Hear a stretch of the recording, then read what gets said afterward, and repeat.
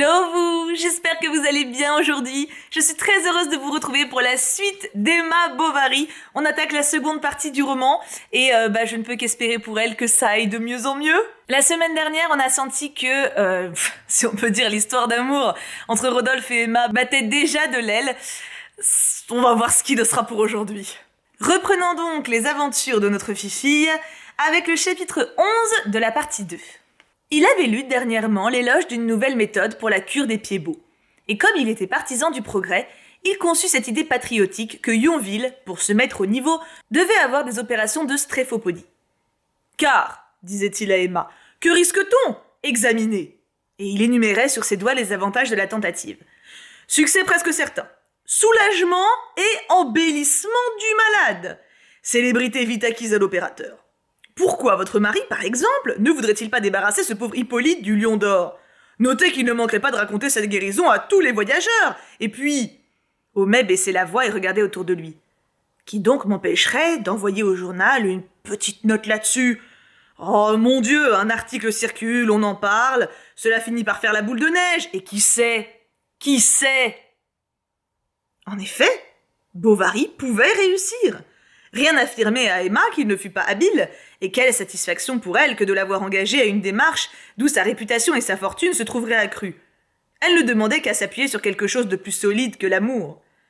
Charles, sollicité par l'apothicaire et par elle, se laissa convaincre. Il fit venir de Rouen le volume du docteur Duval, et tous les soirs, se prenant la tête entre les mains, il s'enfonçait dans cette lecture. Tandis qu'il étudiait les équins, les varus et les valgus, c'est-à-dire la stréphocatopie, la stréphendopodie et la stréphexopodie, ou pour parler mieux les différentes déviations du pied, soit en bas, en dedans ou en dehors, avec la stréphipopodie et la stréphanopodie, autrement dit torsion en dehors et redressement en haut, Monsieur Homais, par toutes sortes de raisonnements, exhortait le garçon d'auberge à se faire opérer. À peine sentiras-tu peut-être une légère douleur. C'est une simple piqûre comme une petite saignée, moins que l'extirpation de certains corps. Hippolyte, réfléchissant, roulait des yeux stupides. Du reste, reprenait le pharmacien, ça ne me regarde pas, moi c'est pour toi, par humanité pure.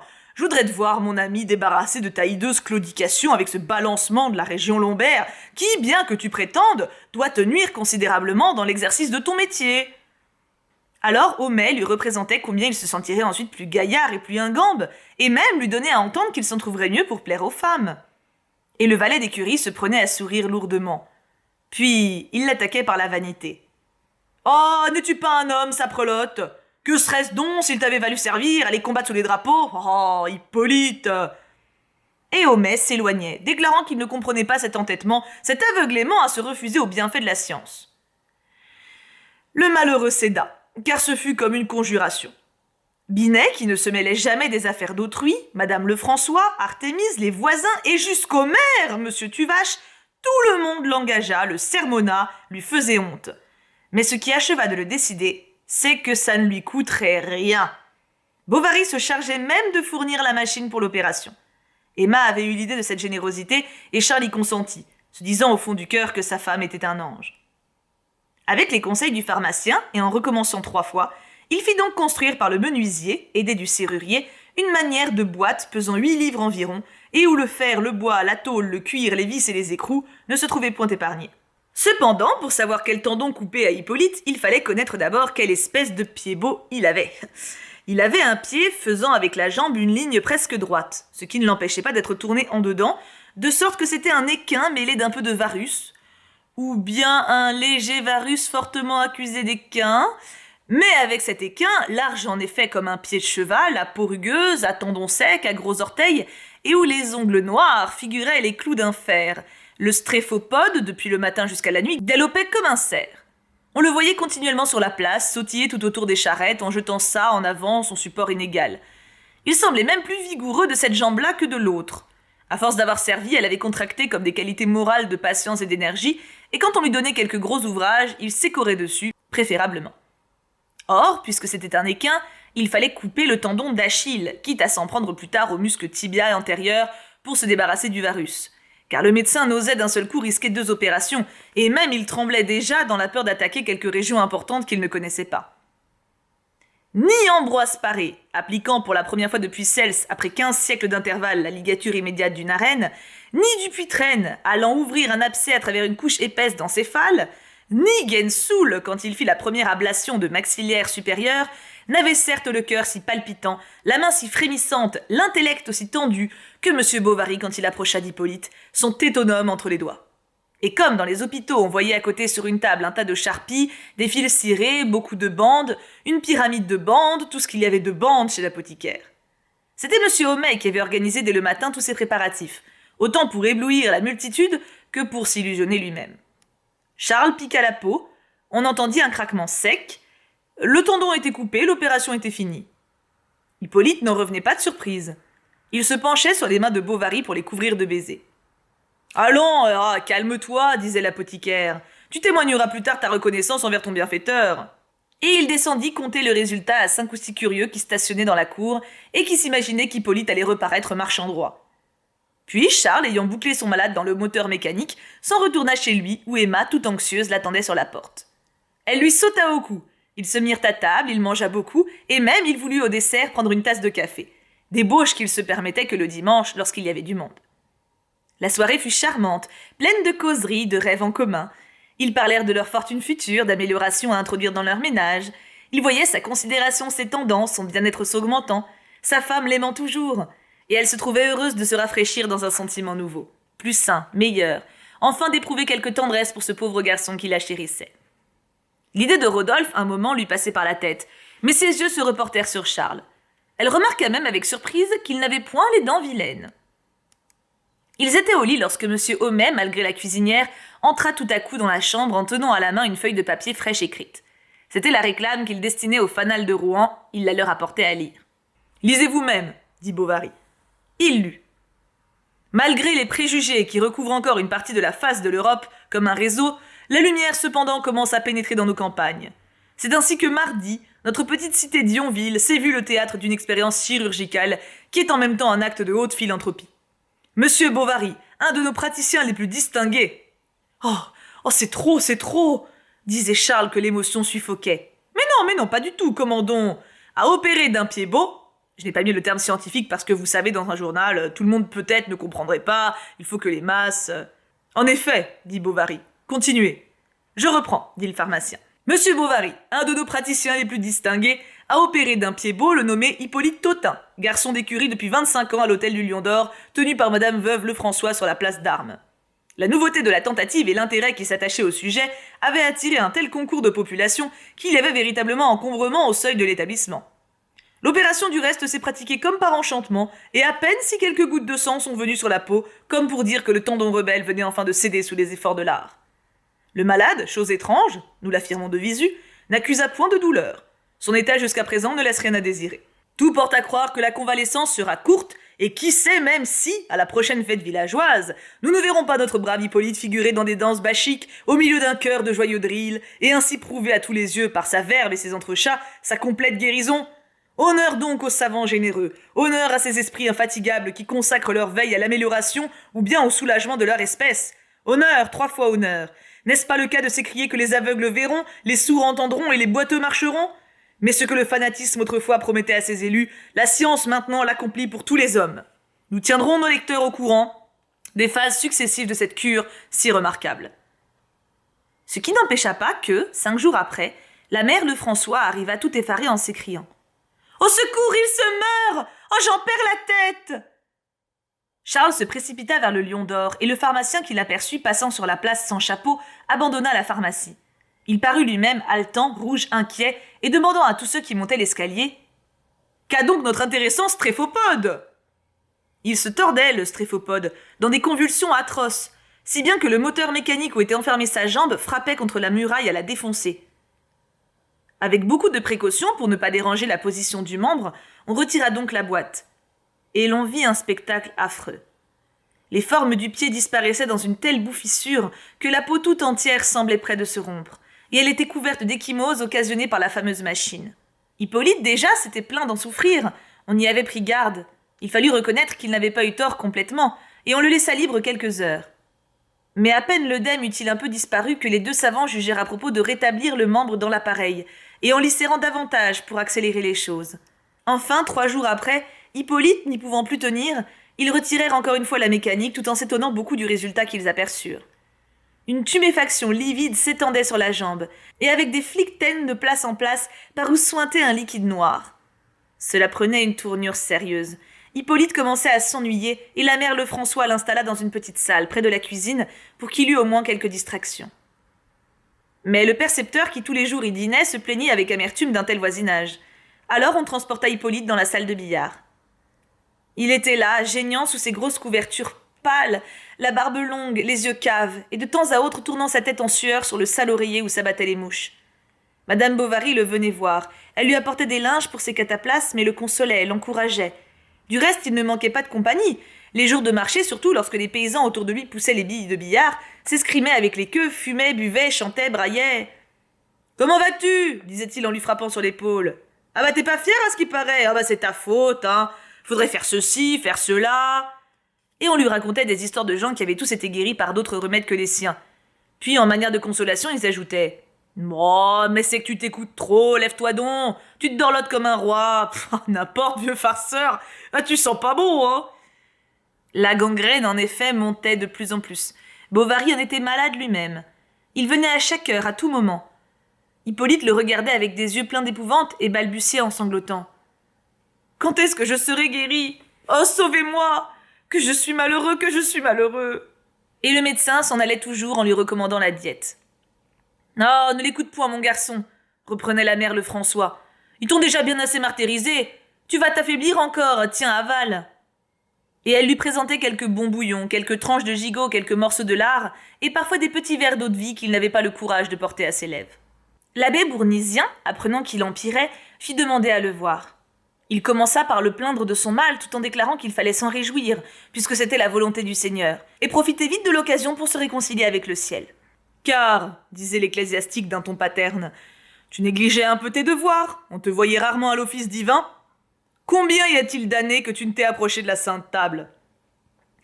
Je comprends que tes occupations, que le tourbillon du monde ait pu t'écarter du soin de ton salut. Mais à présent, c'est l'heure d'y réfléchir. Ne désespère pas, cependant, j'ai connu de grands coupables qui, près de comparaître devant Dieu, il n'en est point encore là, je le sais bien, avaient imploré sa miséricorde et qui certainement sont morts dans les meilleures dispositions. Espérons que tout comme eux, tu nous donneras de bons exemples. Ainsi, par précaution, qui donc t'empêcherait de réciter matin et soir un « Je vous salue Marie, pleine de grâce » et un « Notre Père qui êtes aux cieux ». Oui, fais cela, pour moi, pour m'obliger. Qu'est-ce que ça coûte ? Me le promets-tu ? Le pauvre diable promit. Le curé revint les jours suivants. Il causait avec l'aubergiste et même racontait des anecdotes entremêlées de plaisanteries, de calembours qu'Hippolyte ne comprenait pas. Puis, dès que la circonstance le permettait, il retombait sur les matières de religion en prenant une figure convenable.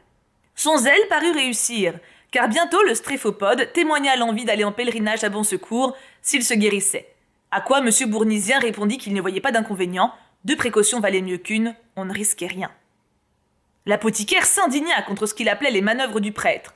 Elle nuisait, prétendait-il, à la convalescence d'Hippolyte, et il répétait à Madame Lefrançois « Oh, laissez-le, laissez-le, vous lui perturbez le moral avec votre mysticisme !» Mais la bonne femme ne voulut plus l'entendre. Il était la cause de tout. Par esprit de contradiction, elle accrocha même au chevet du malade un bénitier tout plein avec une branche de buis. Cependant, la religion, pas plus que la chirurgie, ne paraissait le secourir, et l'invincible pourriture allait, montant toujours des extrémités vers le ventre. On avait beau varier les potions et changer les cataplasmes, les muscles chaque jour se décollaient davantage. Et enfin, Charles répondit par un signe de tête affirmatif quand la mère Lefrançois lui demanda si elle ne pourrait point, en désespoir de cause, faire venir M. Canivet de Neuchâtel, qui était une célébrité. Docteur en médecine, âgé de 50 ans, jouissant d'une bonne position et sûr de lui-même, le confrère ne se gêna pas pour rire dédaigneusement lorsqu'il découvrit cette jambe gangrénée jusqu'au genou.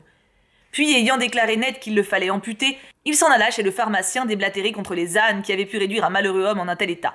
Secouant M. Homais par le bouton de sa redingote, il vociférait dans la pharmacie. « Ce sont l'un des inventions de Paris. Voilà les idées de ces messieurs de la capitale. Hein. C'est comme le strabisme, le chloroforme et la lithotitrie. Un tas de monstruosités que le gouvernement devrait défendre. Mais on veut faire le malin, et l'on vous fourre des remèdes sans s'inquiéter des conséquences.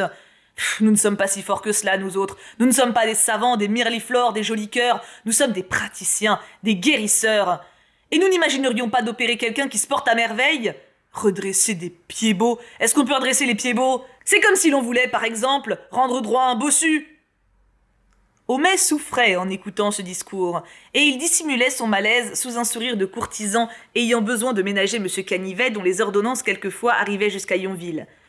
Aussi ne prit-il pas la défense de Bovary, ne fit-il même aucune observation, et abandonnant ses principes, il sacrifia sa dignité aux intérêts plus sérieux de son négoce. Ce fut dans le village un événement considérable que cette amputation de cuisse par le docteur Canivet. Tous les habitants ce jour-là s'étaient levés de meilleure heure, et la grande rue, bien que pleine de monde, avait quelque chose de lugubre, comme s'il se fût agi d'une exécution capitale. On discutait chez l'épicier sur la maladie d'Hippolyte. Les boutiques ne vendaient rien, et Madame Tuvache, la femme du maire, ne bougeait pas de sa fenêtre, par l'impatience où elle était de voir venir l'opérateur. Il arriva dans son cabriolet qu'il conduisait lui-même, mais le ressort du côté droit, s'étant à la longue affaissé sous le poids de sa corpulence, il se faisait que la voiture penchait un peu tout en allant. Et l'on apercevait sur l'autre coussin, près de lui, une vaste boîte recouverte de basane rouge, dont les 3 fermoirs de cuivre brillaient magistralement. Quand il fut entré comme un tourbillon sous le porche du Lion d'Or, le docteur, criant très haut, ordonna de dételer son cheval, puis il alla dans l'écurie voir s'il mangeait bien l'avoine. Car en arrivant chez ses malades, il s'occupait d'abord de sa jument et de son cabriolet. On disait même à ce propos « Ah, monsieur Canivet, c'est un original !» Et on l'estimait davantage pour cet inébranlable aplomb. L'univers aurait pu crever jusqu'au dernier homme qu'il n'eût pas failli à la moindre de ses habitudes. Homais se présenta. « Je compte sur vous, fit le docteur. Sommes-nous prêts? En marche !» Mais l'apothicaire, en rougissant, avoua qu'il était trop sensible pour assister à une pareille opération. « Quand on est simple spectateur, disait-il, l'imagination, vous savez, se frappe. Et puis j'ai le système nerveux tellement... » « Oh, bah !» interrompit Canivet. « Vous me paraissez au contraire porté à l'apoplexie. Et d'ailleurs, ça ne m'étonne pas, car vous autres, messieurs les pharmaciens, vous êtes continuellement fourrés dans votre cuisine, ce qui doit finir par altérer votre tempérament. Regardez-moi plutôt. Tous les jours, je me lève à 4 heures. Je fais ma barbe à l'eau froide. Je n'ai jamais froid. Et je ne porte pas de flanelle. Je n'attrape aucun rhume. Le coffre est bon. Je vis tantôt d'une manière, tantôt d'une autre, en philosophe, au hasard de la fourchette. C'est pourquoi je ne suis point délicat comme vous, et il m'est aussi parfaitement égal de découper un chrétien que la première volaille venue. Après ça, diriez-vous, l'habitude. Alors, sans aucun égard pour Hippolyte qui suait d'angoisse entre ses draps, ces messieurs engagèrent une conversation où l'apothicaire compara le sang-froid d'un chirurgien à celui d'un général. Et ce rapprochement fut agréable à Canivet, qui se répandit en paroles sur les exigences de son art. Il le considérait comme un sacerdoce, bien que les officiers de santé le déshonorassent. Enfin, revenant au malade, il examina les bandes apportées par Homais, les mêmes qui avaient comparu lors du pied-beau, et demanda quelqu'un pour lui tenir le membre. On envoya chercher l'estiboudois, et M. Canivet, ayant retroussé ses manches, passa dans la salle de billard, tandis que l'apothicaire restait avec Artémise et l'aubergiste, plus pâles toutes les deux que leur tablier, et l'oreille tendue contre la porte. Bovary, pendant ce temps-là, n'osait bouger de sa maison. Il se tenait en bas dans la salle, assis au coin de la cheminée sans feu, le menton sur sa poitrine, les mains jointes, les yeux fixes. Quelle mésaventure, pensait-il. Quel désappointement. Il avait pourtant pris toutes les précautions imaginables. La fatalité s'en était mêlée. N'importe. Si Hippolyte, plus tard, venait à mourir, c'est lui qui l'aurait assassiné. Et puis quelle raison donnerait-il dans les visites quand on l'interrogeait?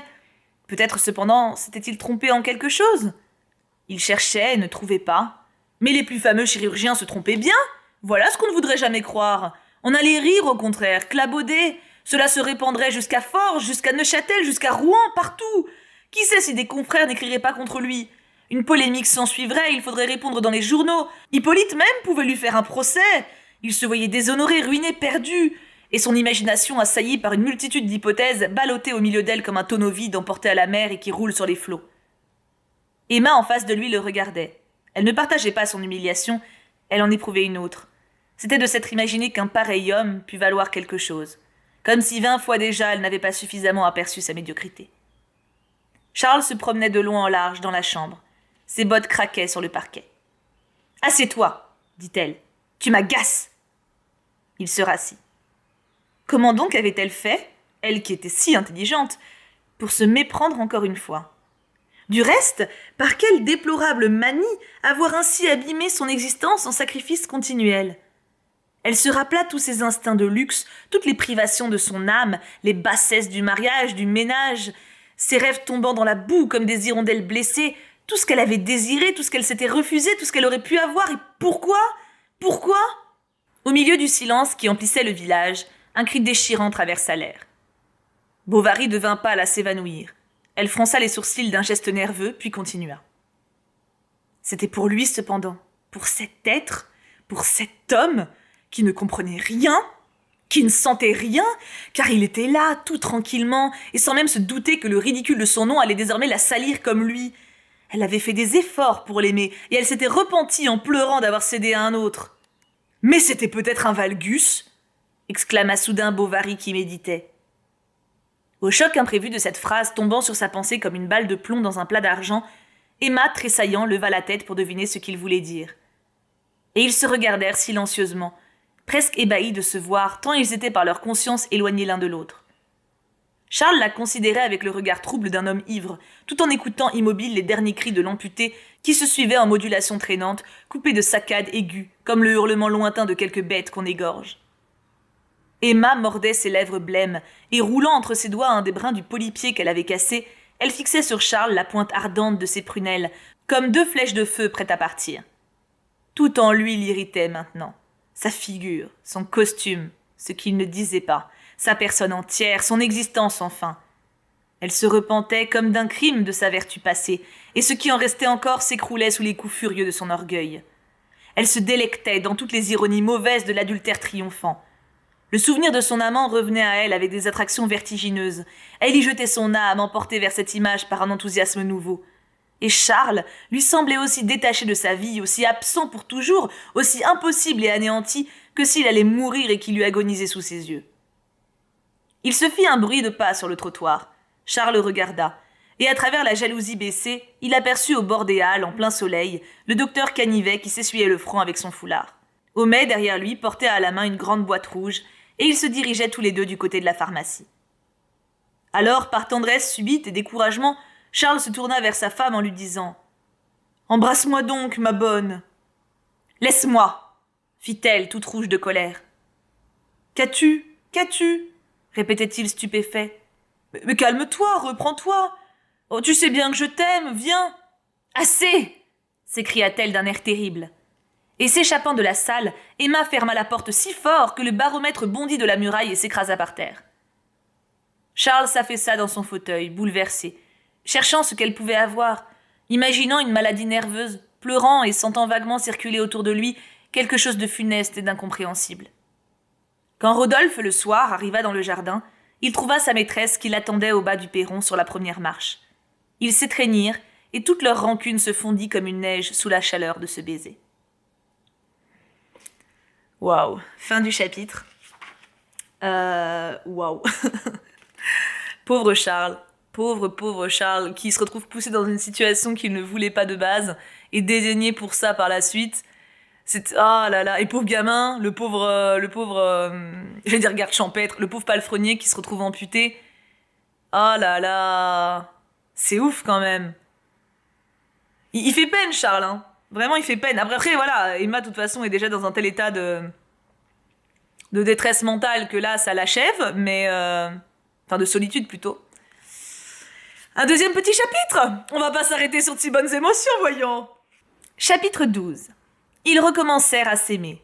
Souvent, même au milieu de la journée, Emma lui écrivait tout à coup. Puis, à travers les carreaux, faisait un signe à Justin, qui, dénouant vite sa serpillière, s'envolait à la huchette. Rodolphe arrivait. C'était pour lui dire qu'elle s'ennuyait, que son mari était odieux et son existence affreuse. « Oh, est-ce que j'y peux quelque chose ?» s'écria-t-il un jour impatienté. « Oh, si tu voulais !» Elle était assise par terre entre ses genoux, les bandeaux dénoués, le regard perdu. « Quoi donc ?» fit Rodolphe. Elle soupira. « Nous irions vivre ailleurs, quelque part ?» « Tu es folle, vraiment !» dit-il en riant. « Est-ce possible ?» Elle revint là-dessus. Il eut l'air de ne pas comprendre et détourna la conversation. Ce qu'il ne comprenait pas, c'était tout ce trouble dans une chose aussi simple que l'amour. Elle avait un motif, une raison, et comme un auxiliaire à son attachement. Cette tendresse, en effet, chaque jour, s'accroissait davantage sous la répulsion du mari, et plus elle se livrait à l'un, plus elle exécrait l'autre. Jamais Charles ne lui paraissait aussi désagréable. Avoir les doigts aussi carrés, l'esprit aussi lourd, les façons si communes qu'après ses rendez-vous avec Rodolphe quand ils se trouvaient ensemble. Alors, tout en faisant l'épouse et la vertueuse, elle s'enflammait à l'idée de cette tête dont les cheveux noirs se tournaient en une boucle vers le front hâlé, de cette taille à la fois si robuste et si élégante, De cet homme enfin qui possédait tant d'expérience dans la raison, tant d'emportement dans le désir. C'était pour lui qu'elle se limait les ongles avec un soin de ciseleur, et qu'il n'y avait jamais assez de cold cream sur sa peau, ni de patchouli dans ses mouchoirs.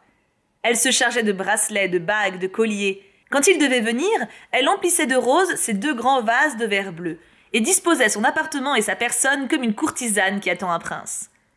Il fallait que la domestique fût sans cesse à blanchir du linge, et de toute la journée, Félicité ne bougeait de la cuisine, où le petit Justin, qui souvent lui tenait compagnie, la regardait travailler. Le coude sur la longue planche où elle repassait, il considérait avidement toutes ces affaires de femmes étalées autour de lui.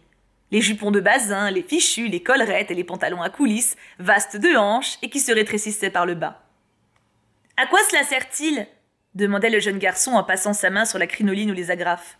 « Tu n'as donc jamais rien vu » répondait en riant Félicité. « Comme si ta patronne, Madame Homais, n'emportait pas de pareil. »« Ah bah oui, Madame Homais. » Et il ajoutait d'un ton méditatif. « Est-ce que c'est une dame comme Madame ?» Mais Félicité s'impatientait de le voir tourner ainsi tout autour d'elle. Elle avait 6 ans de plus et Théodore, le domestique de M. Guillaumin, commençait à lui faire la cour. « Ah, laisse-moi tranquille, disait-elle en déplaçant son pot d'empois. Va-t-on plutôt piler des amandes? Tu es toujours à fourrager du côté des femmes. Attends pour te mêler de ça, méchant mioche, que tu aies de la barbe au menton. Allons, vous fâchez pas, je m'en vais vous faire ces bottines. Et aussitôt, il atteignait sur le chambranle les chaussures d'Emma, tout empâtées de crotte, la crotte des rendez-vous, qui se détachait en poudre sous ses doigts, et qu'il regardait monter doucement dans un rayon de soleil. « Non, comme tu as peur de les abîmer !» disait la cuisinière qui n'émettait pas tant de façon quand elle les nettoyait elle-même, parce que madame, dès que l'étoffe n'était plus fraîche, les lui abandonnait. Emma en avait une quantité dans son armoire et qu'elle gaspillait à mesure sans que jamais Charles se permît la moindre observation. C'est ainsi qu'il déboursa 300 francs pour une jambe de bois dont elle jugea convenable de faire cadeau à Hippolyte. Le pilon en était garni de liège et il y avait des articulations à ressort, une mécanique compliquée recouverte d'un pantalon noir que terminait une botte vernie. Mais Hippolyte, n'osant à tous les jours se servir d'une si belle jambe, supplia à Madame Bovary de lui en procurer une autre plus commode. Le médecin, bien entendu, fit encore les frais de cette acquisition. Donc, le garçon d'écurie peu à peu recommença son métier. On le voyait comme autrefois parcourir le village, et quand Charles entendait de loin sur les pavés le bruit sec de son bâton, il prenait bien vite une autre route. C'était Monsieur Lheureux, le marchand, qui s'était chargé de la commande. Cela lui fournit l'occasion de fréquenter Emma.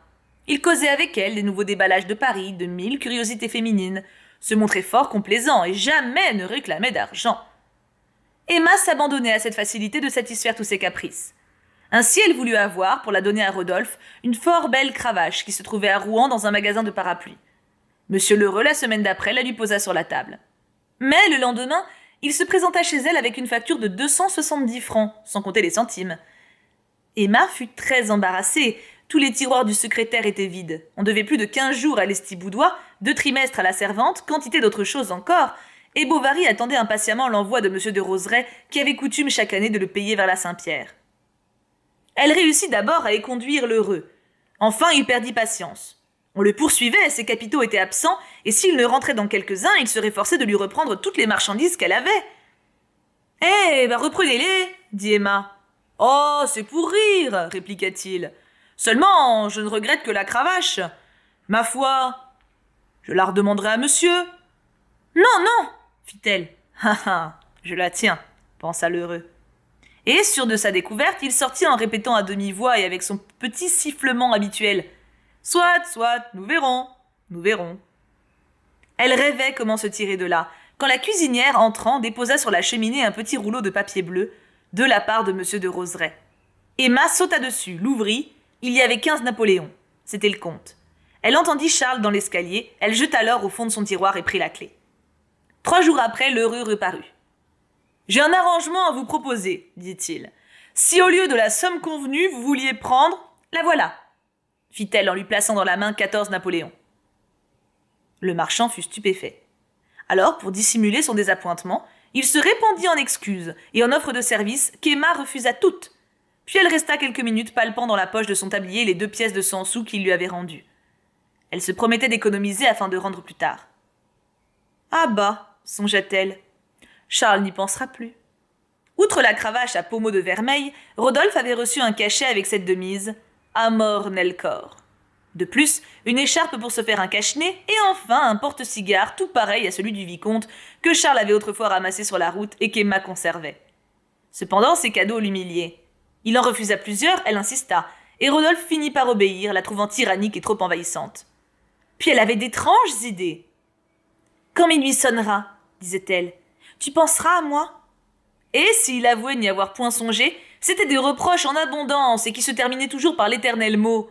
« M'aimes-tu » ?« Mais oui, je t'aime, répondait-il. « Beaucoup ?»« Certainement. »« Tu n'en as pas aimé d'autres, hein ?»« Crois-tu m'avoir pris vierge ?» exclamait-il en riant.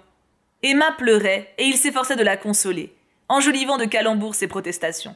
« Oh, mais c'est que je t'aime, reprenait-elle. Je t'aime à ne pouvoir me passer de toi, sais-tu bien ? J'ai quelquefois des envies de te revoir où toutes les colères de l'amour me déchirent. Je me demande, où est-il ? Peut-être il parle à d'autres femmes. Elle lui sourit, il s'approche. Oh non, n'est-ce pas ? Aucune ne te plaît ? Oh, il y en a de plus belles, mais moi, je sais mieux aimer. Je suis ta servante et ta concubine. Tu es mon roi, mon idole. Tu es bon, tu es beau, tu es intelligent, tu es fort. Il s'était tant de fois entendu dire ces choses qu'elle n'avait pour lui rien d'original.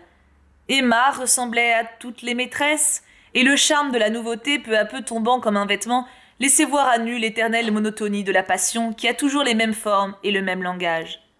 Il ne distinguait pas, cet homme si plein de pratique, la dissemblance des sentiments sous la parité des expressions.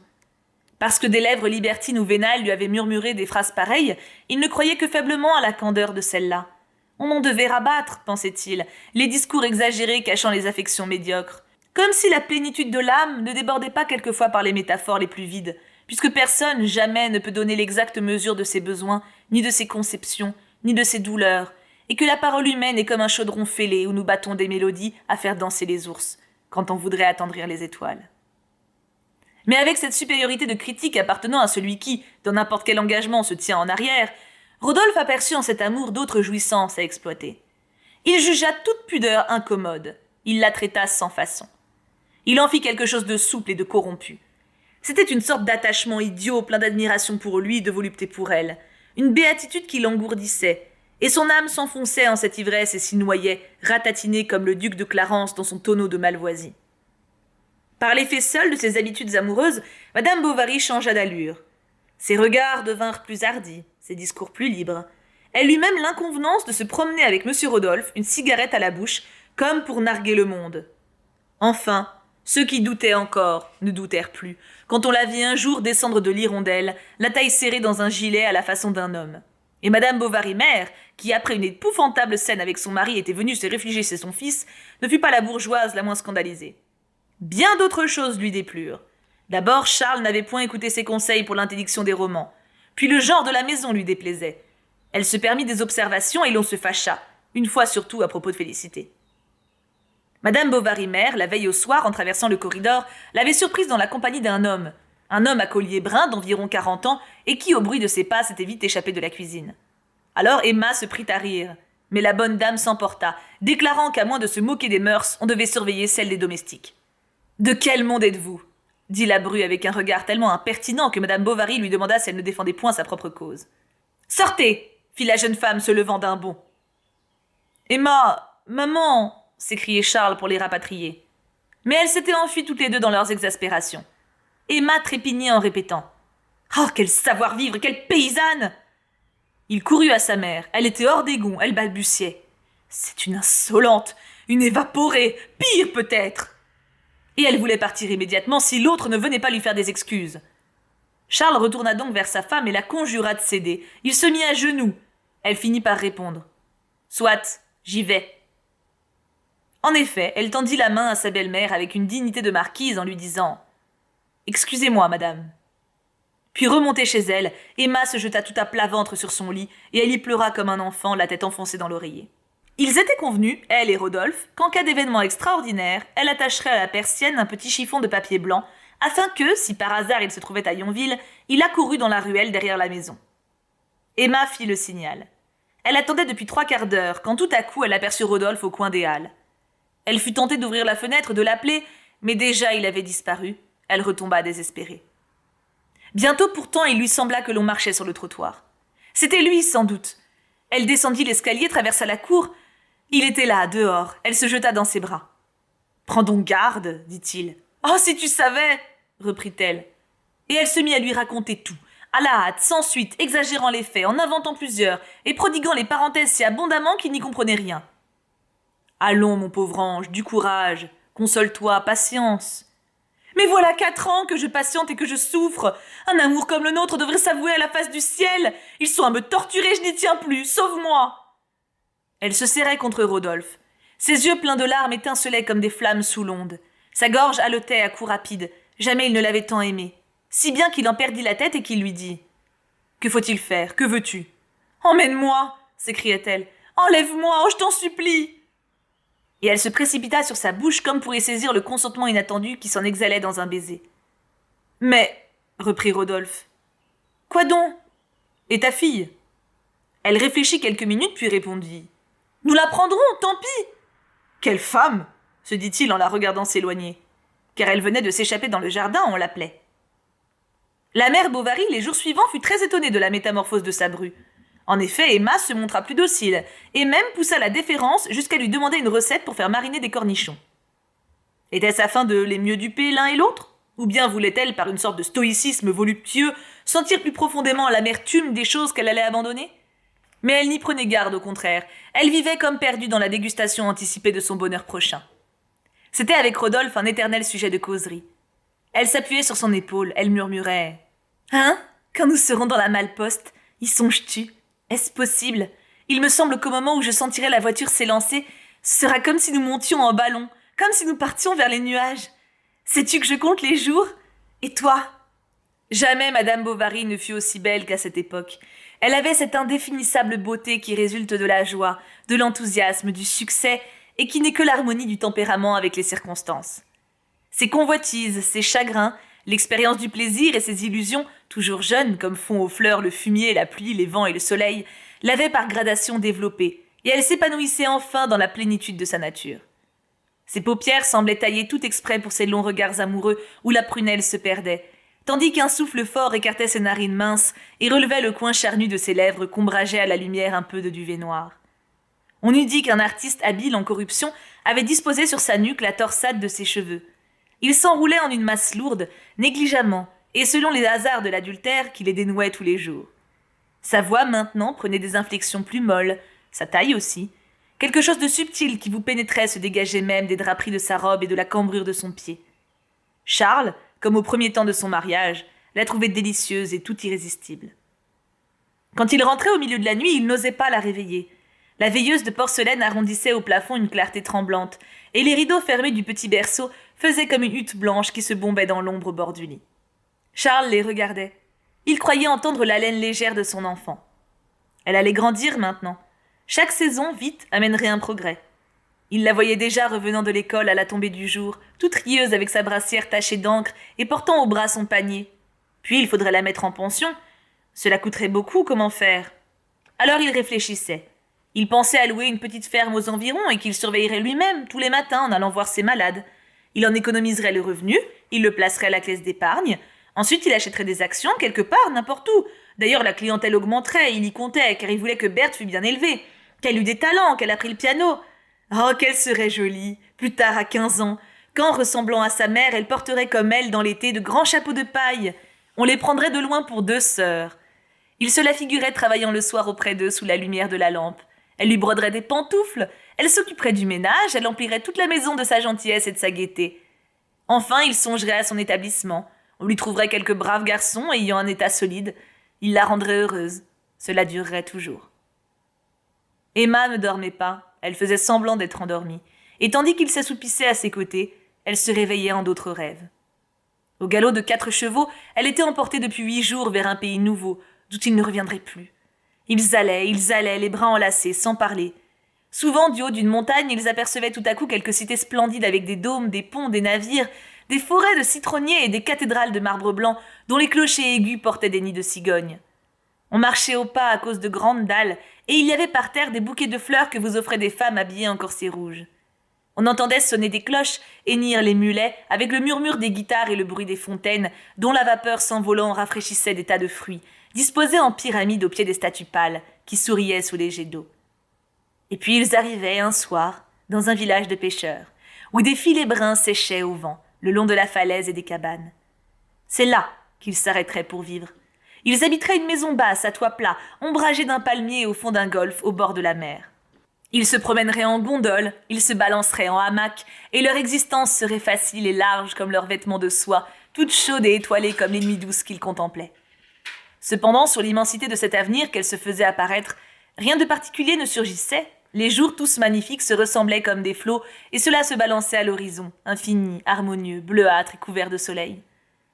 Mais l'enfant se mettait à tousser dans son berceau, ou bien Bovary ronflait plus fort, et Emma ne s'endormait que le matin, quand l'aube blanchissait les carreaux et que déjà le petit Justin sur la place ouvrait les auvents de la pharmacie. Elle avait fait venir Monsieur Lheureux et lui avait dit « J'aurais besoin d'un manteau, un grand manteau à long collet, doublé. »« Vous partez en voyage ?» demanda-t-il. « Non, mais n'importe, je compte sur vous, n'est-ce pas, et vivement !» Il s'inclina. « Il me faudrait encore, reprit-elle, une caisse, pas trop lourde, commode. »« Oui, j'entends. De 92 cm environ sur 50, comme on les fait à présent. Avec un sac de nuit. »« Décidément, pensa Lheureux, il y a du grabuge là-dessous. »« Et tenez, dit Madame Bovary en tirant sa montre de sa ceinture. Prenez cela, vous vous paierez dessus. » Mais le marchand s'écria qu'elle avait tort. Il se connaissait, est-ce qu'il doutait d'elle? Quel enfantillage! Elle insista cependant pour qu'il prît au moins la chaîne, et déjà Lheureux l'avait mise dans sa poche et s'en allait quand elle le rappela. Vous laisserez tout chez vous. Quant au manteau, elle eut l'air de réfléchir, ne l'apportez pas non plus. Seulement, vous me donnerez l'adresse de l'ouvrier et avertirez qu'on le tienne à ma disposition. C'était le mois prochain qu'il devait s'enfuir. Elle partirait d'Yonville comme pour aller faire des commissions à Rouen. Rodolphe aurait retenu les places, pris des passeports et même écrit à Paris afin d'avoir la malle entière jusqu'à Marseille, où ils achèteraient une calèche, et de là continueraient sans s'arrêter par la route de Gênes. Elle aurait eu soin d'envoyer chez Lheureux son bagage, qui serait directement porté à l'Hirondelle, de manière que personne ainsi n'aurait de soupçon. Et dans tout cela, jamais il n'était question de son enfant. Rodolphe évitait d'en parler, peut-être qu'elle n'y pensait pas. Il voulut avoir encore 2 semaines devant lui pour terminer quelques dispositions, puis au bout de 8 jours, il en demanda 15 autres. Puis il se dit malade, ensuite il fit un voyage. Le mois d'août se passa et après tous ces retards, ils arrêtèrent que ce serait irrévocablement pour le 4 septembre, un lundi. Enfin, le samedi, l'avant-veille arriva. Rodolphe vint le soir plutôt que de coutume. « Tout est-il prêt ?» lui demanda-t-elle. « Oui. » Alors ils firent le tour d'une plate-bande et allèrent s'asseoir près de la terrasse sur la margelle du mur. « Tu es triste ?» dit Emma. « Non, pourquoi ?» Et cependant, il la regardait singulièrement, d'une façon tendre. « Est-ce de t'en aller ?» reprit-elle. « De quitter tes affections, ta vie ? Ah, je comprends. Mais moi, je n'ai rien au monde, tu es tout pour moi. Aussi, je serai tout pour toi. Je te serai une famille, une patrie. Je te soignerai, je t'aimerai. »« Que tu es charmante !» dit-il en la saisissant dans ses bras. « Vrai ?» fit-elle avec un rire de volupté. « M'aimes-tu ? Jure-le donc. »« Si je t'aime, mais je t'adore, mon amour. » La lune toute ronde et couleur de pourpre se levait à ras de terre, au fond de la prairie. Elle montait vite entre les branches des peupliers qui la cachaient de place en place comme un rideau noir troué. Puis elle parut, éclatante de blancheur dans le ciel vide qu'elle éclairait. Et alors, se ralentissant, elle laissa tomber sur la rivière une grande tache qui faisait une infinité d'étoiles. Et cette lueur d'argent semblait s'y tordre jusqu'au fond, à la manière d'un serpent sans tête couvert d'écailles lumineuses. Cela ressemblait aussi à quelques monstrueux candélabres d'où ruisselaient tout du long des gouttes de diamants en fusion. La nuit douce s'étalait autour d'eux.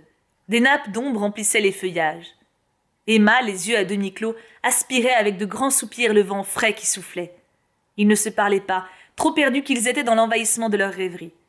La tendresse des anciens jours leur revenait au cœur, abondante et silencieuse comme la rivière qui coulait, avec autant de mollesse qu'on apportait le parfum des surigas et projetait dans leurs souvenirs des ombres plus démesurées et plus mélancoliques que celles des saules immobiles qui s'allongeaient sur l'herbe. Souvent, quelques bêtes nocturnes, hérissons ou belettes, se mettaient en chasse, dérangeaient les feuilles, ou bien on entendait par moments une pêche mûre qui tombait toute seule de l'espalier. « Ah, la belle nuit !» dit Rodolphe. « Nous en aurons d'autres !» reprit Emma. Et comme se parlant à elle-même, « Oui, il fera bon voyager. » Pourquoi ai-je le cœur triste cependant ? Est-ce l'appréhension de l'inconnu ? L'effet des habitudes quittées, ou plutôt… Non, c'est l'excès du bonheur. Que je suis faible, n'est-ce pas ? Pardonne-moi. « Il est encore temps !»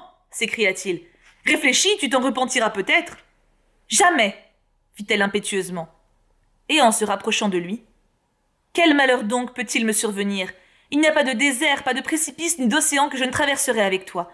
À mesure que nous vivrons ensemble, ce sera comme une étreinte chaque jour plus serrée, plus complète. Nous n'aurons rien qui nous trouble, pas de soucis, nul obstacle. Nous serons seuls, tout à nous, éternellement. Parle donc, réponds-moi. Il répondait à intervalles réguliers. Oui, oui. Elle lui avait passé les mains dans ses cheveux, et elle répétait d'une voix enfantine malgré de grosses larmes qui coulaient. Rodolphe, Rodolphe. Oh, Rodolphe, cher petit Rodolphe. Minuit sonna. Minuit, dit-elle. Allons, c'est demain, encore un jour.